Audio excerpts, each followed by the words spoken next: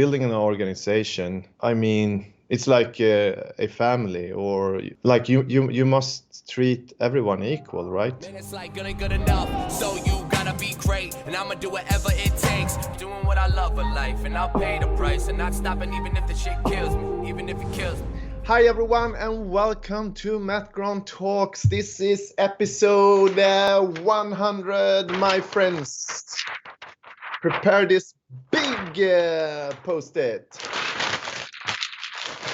Yes, my name is Mattias Gronborg, aka MattGron, and I'm the founder of the HubSpot agency iGoMoon. And here I share my scale-up journey when I'm building this company from nothing to something. And with me, of course, my co-host, the one and only Svea Malina Landshoff. How are you doing, Svea? Nice backdrop. Thank you. I'm actually in my hometown in northern Germany, and I'm visiting my grandma because it's her birthday tomorrow. I'm right now at my mom's living room. She was so nice to give it to me while we are recording this. And yeah, so I thought this direction might be nice with, some leaves and sunshine over there, better than a white wall. That was the other opportunity that I had. So yeah, welcome to MattGron Talks. It's episode 100. I can't believe we did 100 already. It's crazy how time passes. I think I said the same thing when we hit 50. It's another 50 on top of that. But I would say let's explain the framework, what we're actually doing here for people who might watch us for the very first time. Do you want to explain that? Yes, thank you, Svea. So on Mondays, which is basically today, right?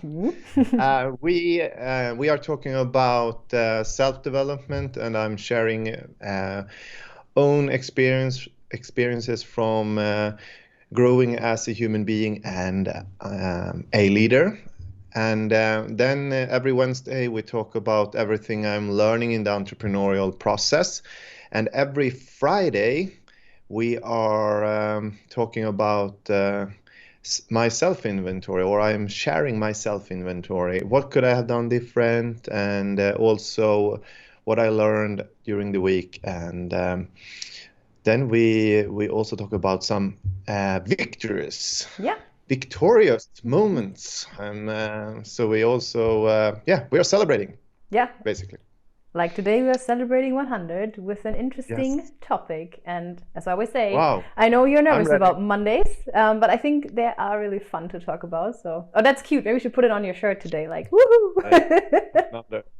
I prepared a small post-it before we started, but Svea said it was very small. Yeah, so it wouldn't do it justice, I think, the tiny one. But that's nice for the episode. Just keep it there. So I want to talk about relationship with employees today and people you work with, and on the side of friendship, because as we also talked about before, I think you're leading with your heart, and you can get involved with feelings, and you let that happen also for a certain amount of time. And I was curious, I feel if you're working closely together with people, especially sometimes over the course of years, I think you just probably become something like friends. And I know some people say that's an absolute no-go, you should never be having friendship relationships with any of people you work with or people who work for you. I would like to hear your opinion on this. Do you agree? Is it something you would never consider, or is it something you can do? But what's your take on that? Yeah, really good question. Yes, I think it depends very much upon who you are.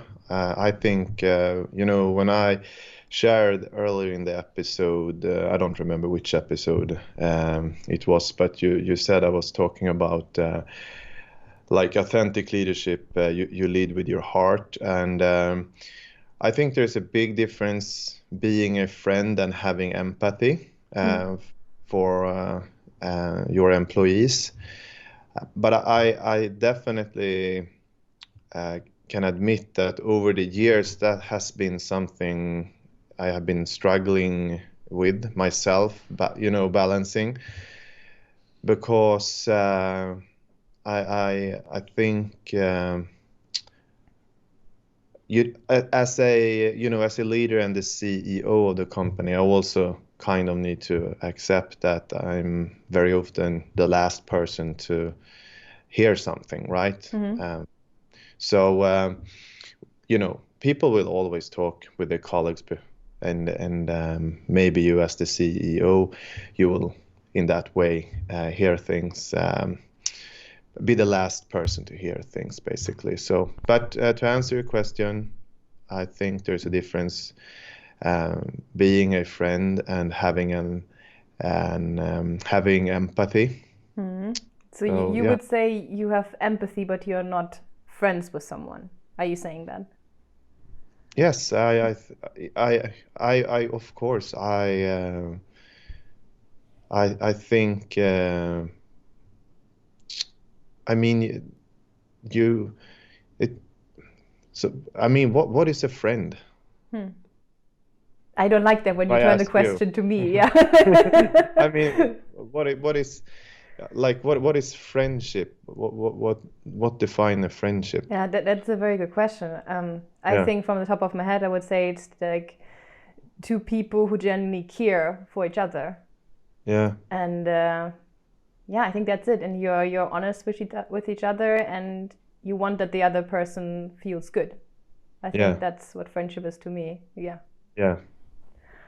But I mean, that's mean, for me, I have, I have relationships, professional relationships, people I met um, here at Igo Moon, and we work together. But even if they quit here, we are still friends because uh, we still talk to each other, and Yeah. Would you say that this relationship and changes then when someone is not? that's, yeah, I think, yes. I mean, and then when there is relationships that really, they ended when people stopped working here Yeah. in one way. Yeah. Like we don't stay we don't have contact today. So, but I think like if someone says like don't be friends with your employees, I still think you can. I mean, you can still stay professional. You can still have empathy, and you can still be a friend. So I think Yeah, I agree with you. you can be in different, like the responsibility is on me as a leader. Yeah. Oh, sorry. How No, how we lost the how hunter. I how I navigate that, Yeah. and um, Yeah, but I have a personal experience as well. So, with my old job that I had back in Germany, I was working also for a small company. It was a small fashion label, and my boss that I had there, we also just from the start there was very good chemistry between us. We just really liked each other from the start, and I was starting to freelance for her, and then she offered me a position at the company. So I was then technically an employee. And we still manage to balance that. And this is why I think it can work if you really know, okay, this is professional now and this is private. So we managed to have a relationship that was very genuine and honest, and we cared for each other, but we also knew when the moment was, okay, this is business now, this is something else, and I don't have to like feel offended because of something. This is just business now. This is nothing personal. yeah, So I also think it can really work, but I also understand obviously some people might not be able to distinguish between it. And I think those people probably need to be careful with this. Is there for you a difference with relationships, friendships, with employees, and then on the other side, people who work with you, like I know your business partner, Eric, for example. I guess you were already friends before you started the business, so how was that relationship? no, Okay, so but I would so think you like, consider him a friend, right? So over time, yes, your relationship grew. So is that a yes. difference for you if it's the relationship to an employee or the relationship to, for example, Erik, who is a business partner? No. No. Okay. So I mean, for me, that's what I'm like. That's my point. Mm. I think, and I think being a friend and running the business is two different things. And I, of course, as a leader, I need to navigate that. Yeah. That's super important, because you can't, like building an organization, it's like a family, or like you must treat everyone equal, right? Yeah, that's a good point. Like when you're running the business, you can't like favorize anyone, or you can't treat anyone different. And that's what I'm trying to say. But then, you can still have a friendship relationship outside, the work, the work context. So interesting. Do you have at some point people who worked for you and you were like meeting for a coffee or something outside the work? Is that something that happened? yes. Okay, that's cool. I like that. That's but I think the toughest part, which is already tough when you decide to become a leader or running a company, or depending what you want to pursue in life. Like if you have a relationship with someone, and let's say the company, you need to make a tough decision. You need to scale down because it's a pandemic or something. Then then it could be tougher maybe to let people go, have tough conversations. We can't afford you to work here anymore.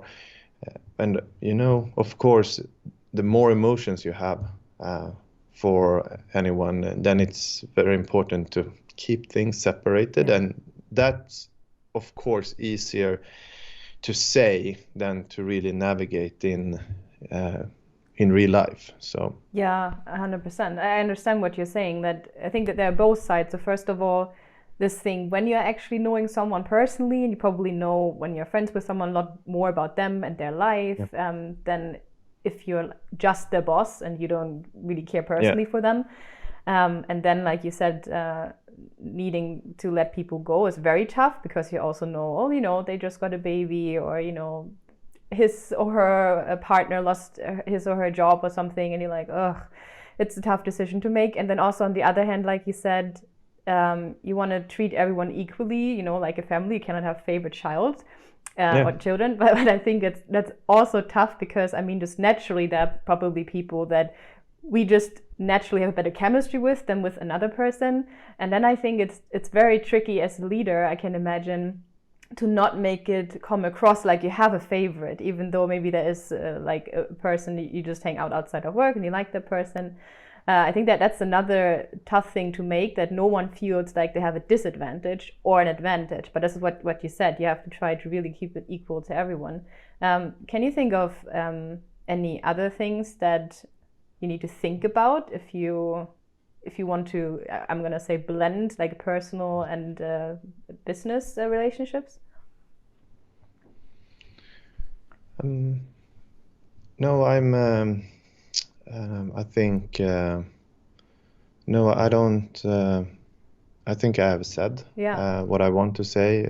I think these are like the most important things, and in my opinion, like the takeaway for me is just be aware of the difficulties and make sure that you can separate these two things, because I think I agree with you that it is definitely possible, because I've been on the other side. Like now you are on like the leader side, the boss side, and I was on the employee side, so I've seen it from the other direction as well. And it was also never a problem in our company, because also our boss was also making sure everyone feels equal, even though we had a very close relationship, but it worked. Do you have any other takeaway, or do you also think that that's like the most important thing? Yeah, I think it's super important to stay true to your principles you live by, and I think being a leader and being a friend is definitely something you can be at the same time. but of course, if if I met an employee, let's say if the relationship didn't start with the work relationship, of course we might have had a different relationship, outside the company. So yeah, but again, it depends who you are, what kind of leadership style you have. I think it probably becomes more